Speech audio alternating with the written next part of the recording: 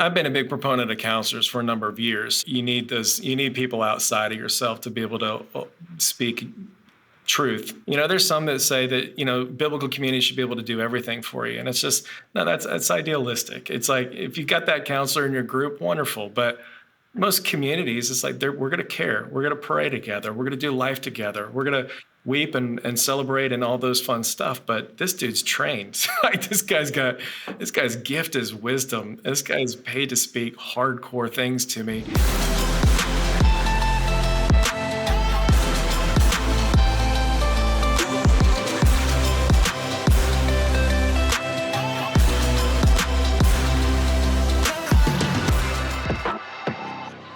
Hey guys, welcome to the podcast. Hey, Pastor Aaron, how's it going? Good, Frank. Good to meet you, man. Thanks for having me on. Yeah.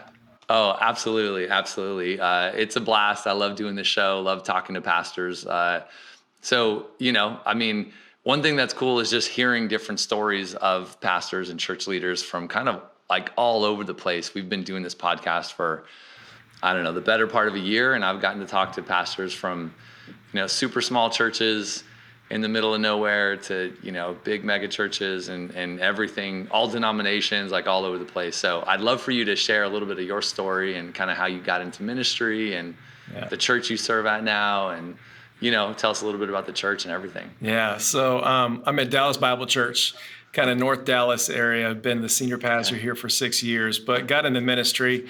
I wanted to be in ministry forever, wanted to be in pastoral ministry for a long time. It kind of happened in my high school years when came to faith very early on, the Christian home, and it was a good experience and faithful parents. And so it wasn't that hard to keep going with things. But I'd say God really got a hold of my heart in high school. And I just say that he's never really let go since. And so that continued through college, and we wanted to go to seminary and do ministry. So we came out, I went to Texas A&M, and nice. Don't hold that against me or anything. We came out. I was like, are we going to start talking football now? Do we need to? I don't know that we want to go there, but. Well, are you in a fantasy football league? Let's just ask that. Just had my draft last night. Okay. Do we want to go there? Do we want to know who my first round pick was? I did for the first time ever, bear with us listeners. For the first time ever, I did a live draft that was like a snake draft. No computers, right? Like you got to know all your stuff. I mean, people using computers for research, but it was a snake draft kind of, but you had to nominate a player. Right. And you kind of had a $200 like salary cap for your team. And so you would nominate a player and be like, I want, like Austin Eckler or something like that for $10. And you nominate the player, then an auction starts happening. And we had a live auctioneer, whoa, doing like a real auction. And so you might nominate, a great running back, or like Patrick Mahomes for $40 kind of thing, right? Because he's the top QB.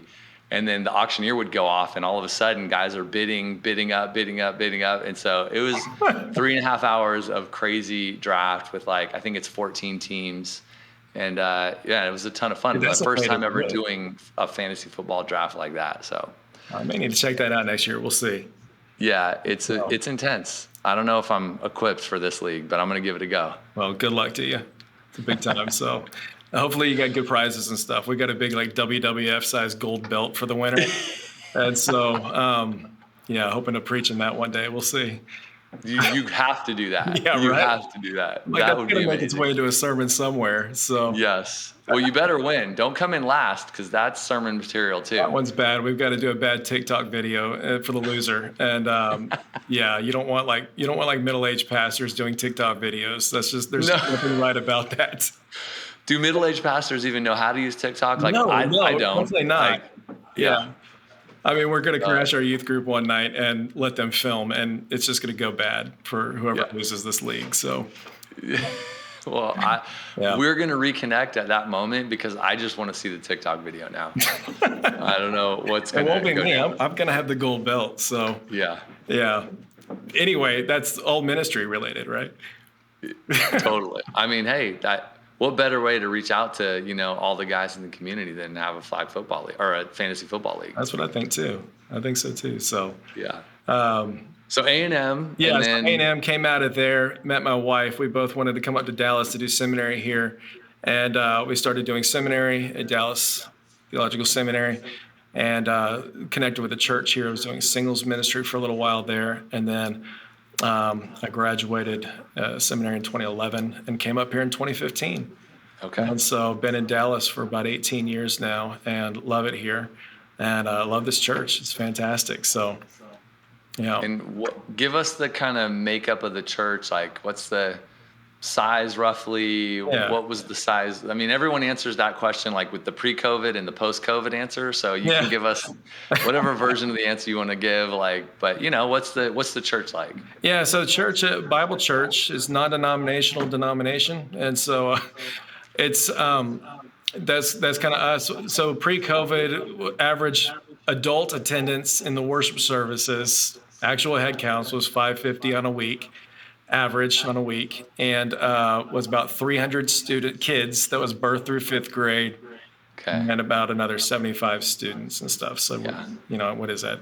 850 or 900 or something on a That's Sunday math. I need a morning. calculator. Yeah, I don't know that either, but I think that's about right. And post-COVID, physical attendance is about 320 on average, physical adults, Mhm. and then you're seeing about another 100. Almost last week we had almost 300 kids, but a lot of kids. Obviously, we're surrounded by a lot of neighborhood. Yeah, I was gonna say it's Large a lot of kids. neighborhoods, and that's been the big boom, is young families with young kids, kind of Mm. elementary age and stuff. And so, yeah, but we're seeing another 300-ish tune So in man, I mean, live online. oh, I'm sorry. Say that one more time just to make sure it's clear. So, yeah, we're seeing about another 250 to 300 unique URLs tune in live on any of our different platforms and stuff Okay. on Sunday also. So about 300 adult attendance, and then another 250 to 300 unique URLs tuning in Right, the right. whole time. But That's how we measure it. It's like yeah, Netflix or totally. whatever else. And so, I mean, so what if I'm roughly putting it together, do you think you're 65% yeah, back in the building, give or take? yeah, that's about right. Something in there. Yeah, Okay. that's Because about that, right.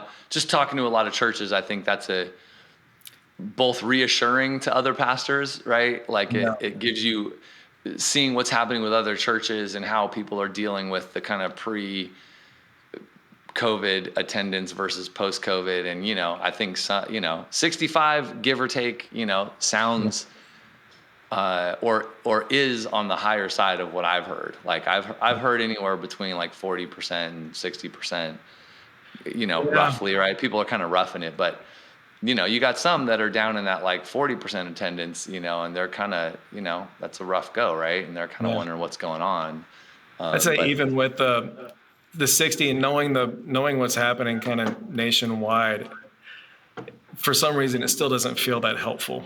And to know, because it's a year plus of looking around and not seeing, just all of a sudden being cut off from so many physically in your right, body. And I think that's been one of the biggest challenge of the past year, that you thought you'd be prepared for. hmm And you're like, the sadness, I think, of looking around and being like, we're not seeing our body physically anymore. right, And so that you're on par kind of with what's happening nationwide, but there's still a sadness of, man, it's not the same. We're not having right, fellowship and face-to-face engagements and able to care for people like we used to care for them. right. And so there's it's a different feeling there. Yeah. How do you, I mean, kind of in this theme of pre-COVID and post-COVID church, Mhm. with what you're saying, like as a senior leader of a church who obviously cares deeply about the people and the church and the community, like how are you dealing with it? Just the like, man, I used to see person XYZ or family XYZ, and maybe even some that were like, oh, these were good friends. Like I actually like, not just people that attended church that maybe I didn't know as well. Because when you're 1,000 people or 900 people in the building, like you can't know everybody, Yeah. super, super well. But, I Yeah. imagine you had some like good friends that maybe aren't showing No, up that's as right. much, And you don't know everybody in depth or anything, but you do see faces and there's familiarity, and there's a little bit of that loss. But Right. going into, I've always been a huge proponent of counseling, community, friendships, even inside and outside the church, and so I've clung to that. Apart from this whole thing is just as personally just made me drive into the Lord and to really seek satisfaction from Him, which has been really the redemptive part of this, is to see God satisfied in unique and powerful, real ways. And but even beyond that, at the beginning of COVID, I jumped into reconnect with my counselor, and I told him, I was like, look, hey, I was like, I'm going to be coming to see you a lot, and I want you to ask me tough questions. Yeah. And I want you to ask me the questions that I probably won't want to answer. And I need you to help me make sure that I'm healthy. Help me see the things that I wouldn't be able to see if I was blind. Right. And so I spent a lot of time going to him and talking and processing, but then I've also got a good pastor networking group here in Dallas that we've stayed connected, and we meet very regularly, and those guys are everything. And so we've walked through all the cultural ups and downs of the past year and how that's impacted people, our families, people inside the church. And so that pastor networking group has been really, really strong to be able to come together, pray, and build each other up. And so that's been a big deal. Man, I didn't even know it would take this turn, but I think, right, like pastors, people, whether it's a senior pastor or just the pastoral team at a church going through the last 18 months, obviously COVID crazy, but then you got politics and the election, and you've got a lot of social issues and things happening in the world. And like, man, every single pastor I talk to, whether it's on the podcast or just friends or other conferences, like it's been hard, like really, really hard. And I love that you said, look, I go see my counselor and I've got this pastors group that I stay super connected to in my community. Like I imagine you guys get together in person. Maybe you did some Zoom stuff for a while, but it's together. So I guess those two things just stand out in that you're taking care of yourself. Like you mentioned first, right? Really relying on God and in that part of it, which is obviously the most important piece of it all. But then you're like also adding like, hey, I'm going to a professional.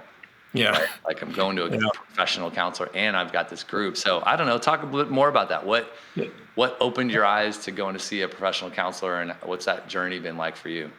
I've been a big proponent of counselors for a number of years, and we opened up I've always believed you need people outside of yourself to be able to speak truth, hold you accountable, care for you, and help you ask questions that you can't ask yourself. And a lot of times that is your natural community groups inside the church and things like that. But I like paying somebody who I know is not going to be nice to me. So it's like I need, the confidentiality there. Somebody who's just like, he's just going to tell me. And he's a retired pastor too, so he knows what ministry is and the ins and outs of it. So that was a big part. I've been a big proponent of it, and quite honestly, it was sobering this past year. Seeing so many friends, acquaintances, and partners in ministry all around the city, all around the country, really. You've seen the numbers of people that have retired early, people that have quit, people that have been fired. And, some of them for just cause, a lot of them probably not for just cause.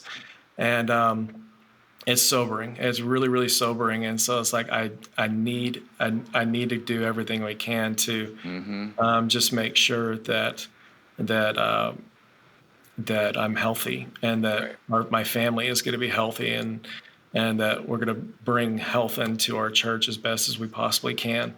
And so that was it. It's been a big value. We brought in counselors and stuff just to do the same thing and to check in on our marriage. And just always been a big proponent of it. I think that counselors are gifted by God in that way. To be able to ask questions and to bring wisdom into moments and care into moments that are unusual in other relationships. And Right. so just really, I think I really value them a lot. And so, Yeah. And they yeah. have professional training too, Right. right? I mean, they're There's experts in this, something to right? that. Yeah, they're You know what actually I'm saying? It's like experts. like my friends that I have in biblical community, there's some that say that, biblical community should be able to do everything for you. And it's just, no, that's idealistic. It's like, if you've got that counselor in your group, wonderful. But most communities, it's like we're going to care. We're going to pray together. We're going to do life together. We're going to Right. weep and celebrate and all those fun stuff. But this dude's trained. Like this guy's gift is wisdom. This Right. guy's paid to speak hardcore things to me.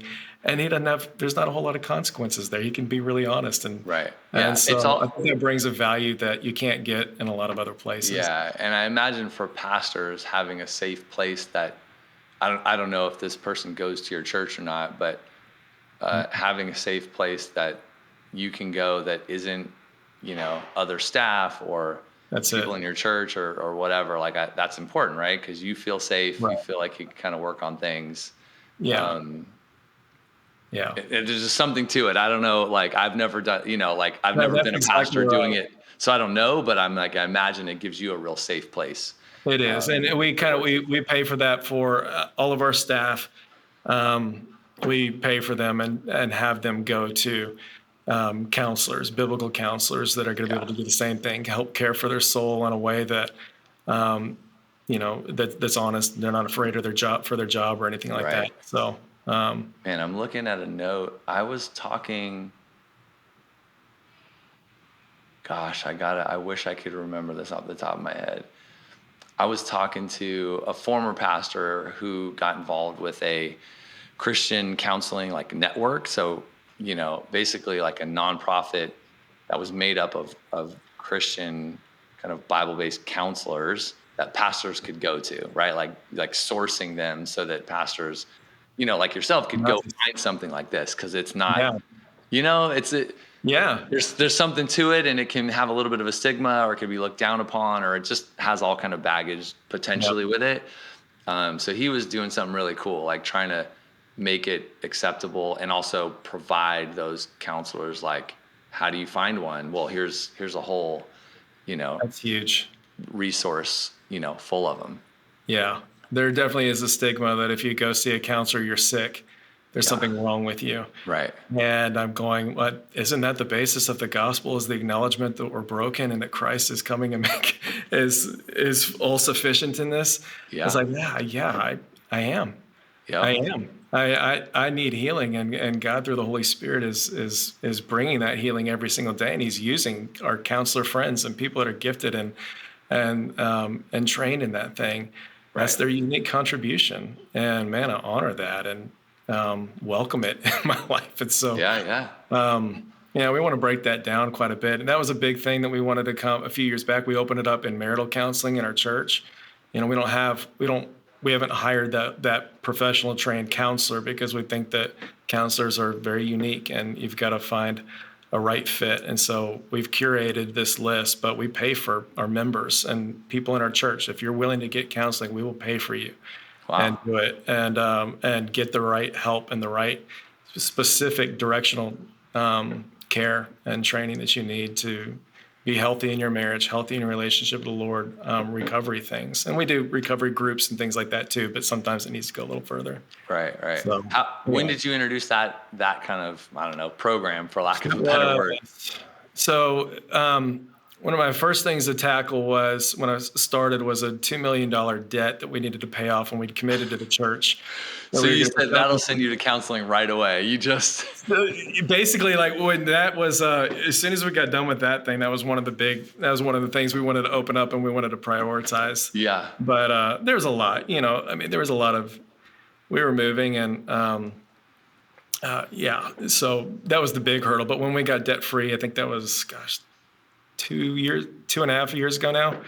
That was one of the big movements. Was definitely want to open this part up, and I want to encourage vulnerability, people being honest about where they are, so that we can welcome the Lord to come in and to bring renewal and healing into their lives and a lot of Right. different areas. And so that was a big deal.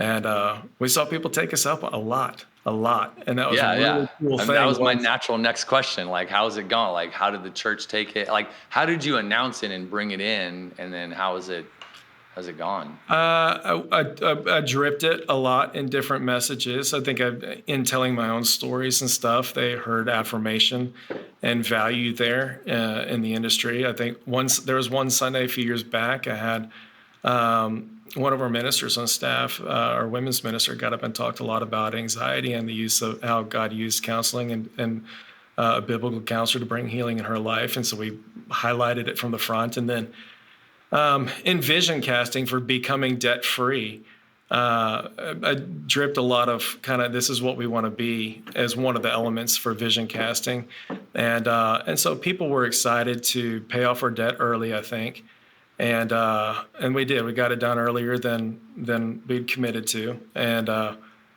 then it was interesting. I kind of get away every July and do some prayer and, okay, what's the Lord saying and where's he going, and come back and download that on elders and staff each August, and came back, I think it was a couple years ago now, and was like, I feel like, this is the year that people are going to take us up on this vulnerability thing and getting help. And man, the floodgates opened. It was beautiful. It was a beautiful thing to see.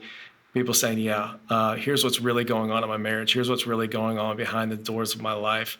And creating a culture of vulnerability, honesty, and really safety so that they can come and get the care that's needed once you are vulnerable, not be crucified for it and killed for it. And so, man, the floodgates open. And so that's been really neat to see people connect that way, and marriages get healed, and people reconnect, get over the shame and the guilt and shame of what a lot of sin does to us, and return back to affection for the Lord, and to see worship happen in their life again. Like honest worship, not just church stuff, right? Like honest worship, and to be able to say, wow, God like broke into my life in this unbelievable way. And that's what it's about. But you don't get that apart from honesty and vulnerability. Right. And so we needed to do whatever we could to kind of create that safe space. And so, yeah. That's amazing. So that's been a build up, and it was time for me to drink my own medicine a lot this past year. And so. Man, that's super cool. So how does it, maybe mechanically, just share with the folks listening, like how does that program exist in the church? Is it just like, hey, go to this website and set up an appointment, or is it like, here's the 10 counselors we recommend? Like what's it look like in terms of people learning about it and then kind of taking the next step? Yeah, so it would be things that we drip quite a bit from the front, but honestly, it's when people come and talk, when they come and reach out to ministers, and we'll hear about it, so that all of our ministerial staff knows what's up, and we'll be proactive with people as we come across them and get to know some of their stories and invite them into it, because not everybody's going to come in and ask for help, but they will come and say, hey, look, I want to talk to you about a marital issue. I want to talk to you about an addiction or whatever it may be. And we use those opportunities to come and say, hey, number one, we've got an incredible freedom prayer ministry, which is a whole separate thing that's developed. That's a whole different thing I could talk forever about. But that freedom prayer ministry, which is really intensive, just kind of coming before the Lord and letting the Lord just free of bondage, addiction, and all these heavy things.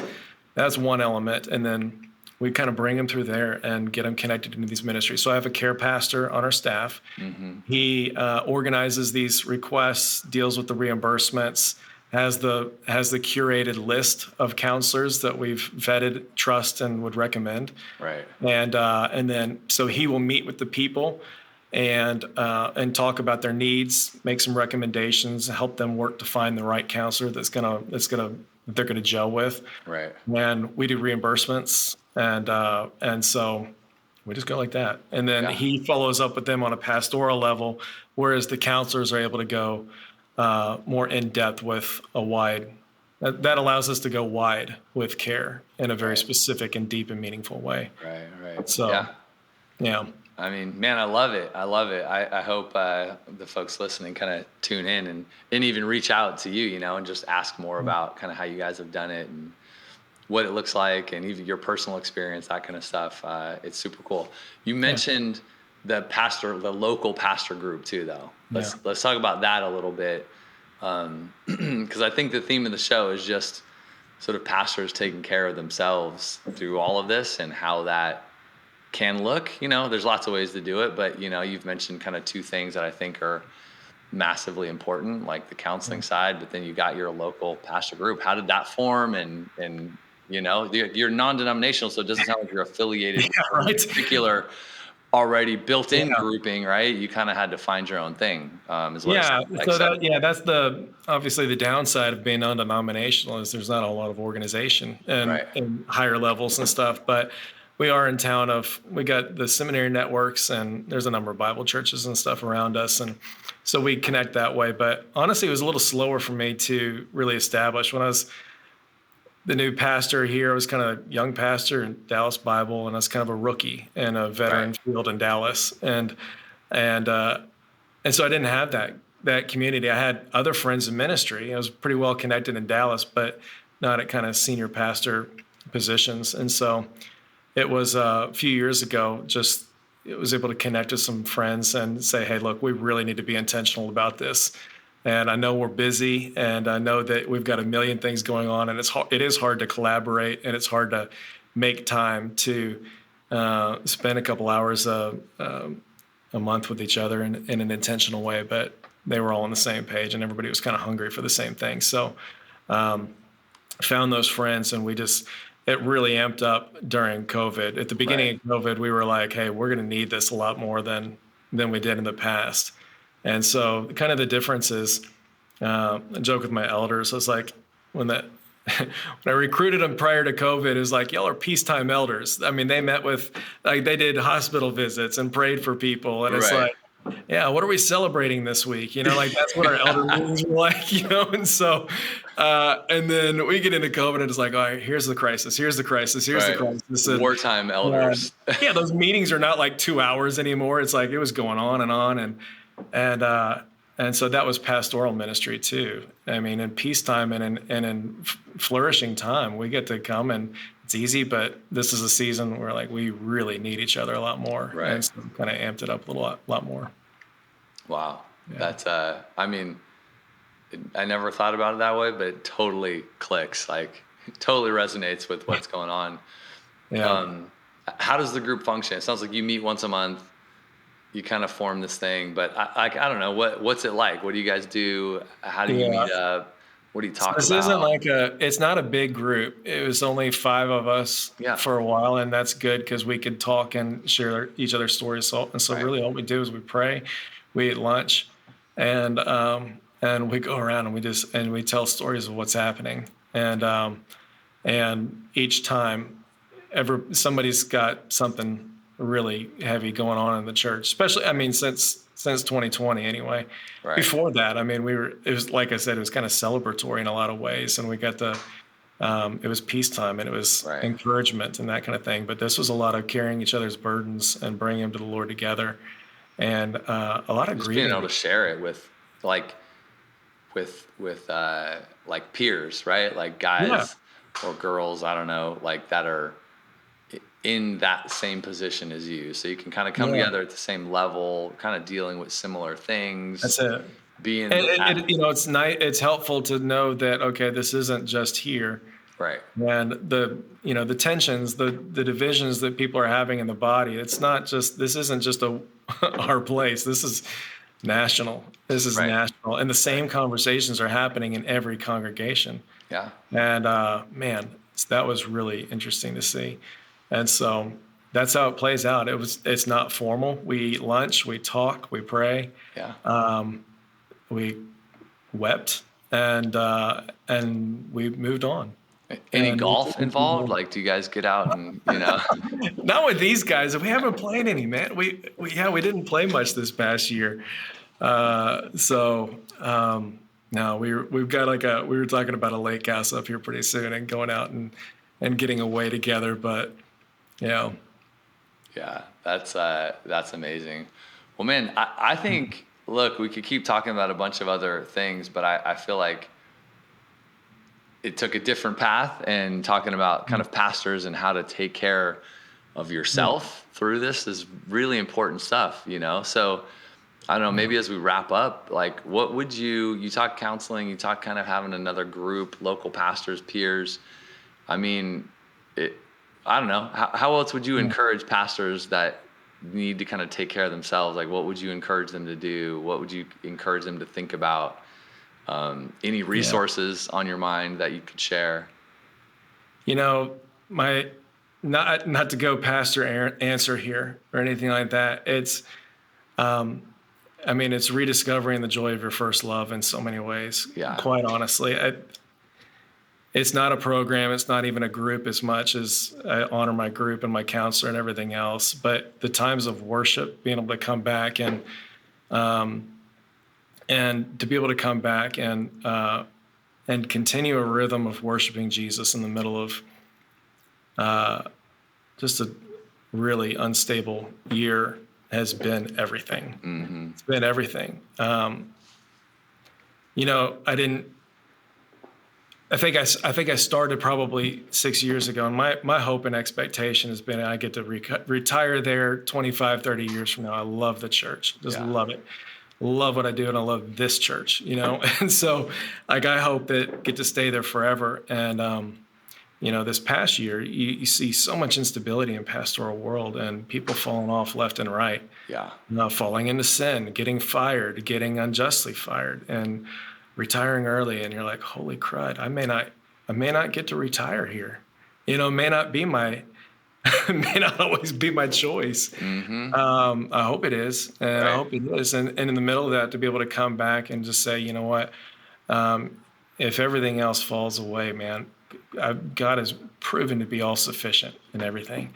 And so it's, I don't want that to be a churchy answer and stuff, but that's the real answer is that, man, in the middle of that grief, I've been able to turn to the Lord and open up his word and spend time in prayer and sing when no one else is around. And man, it's everything. Right. It's everything.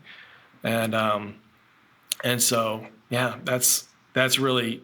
It's not a book. It's not a program or anything like that. It's like, all right, we may have less in our building now, but man, his mission moves on, and his glory is deserving. His glory is deserving. And so, you know, if it's half the crowd, 2/3 of the crowd, we're just going to keep going and keep doing what we do. And people are going to come to know him, and people are going to grow up in him, and they're going to discover how beautiful and he is. And we're just going to roll with that. So keep trucking. Hey, yeah. Amen to that. Pastor Aaron, this has been awesome. Thanks for coming on today. Thanks, man. Yeah, I really appreciate it. It's really good to meet you. Yeah, you too. Where can folks go that are listening just to learn more about the church or you personally? Like, give us some of your online credentials. So our website's dallasbible.org.